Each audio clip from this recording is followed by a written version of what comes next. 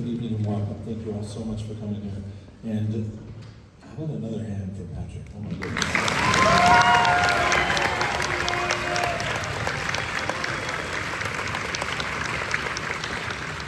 I mean, that's insane, right? That could have been like any recording you've ever picked up. So Patrick is one of the 3 students who will be featured in our concerts this year. It's the first, and then on our last concert in May, we'll have 2 more soloists, violinists, and pianist. One of the violinists is sitting right here, the pianist isn't here. So make sure you come back on May 19th to see the other 2 student soloists. All of those students placed in our concerto competition that we have each year. So it's always our pleasure to get to feature them with the orchestra, and you saw how amazing they are. So thank you so much for coming this evening. We hope you enjoy the Palavetsian dances to close our program.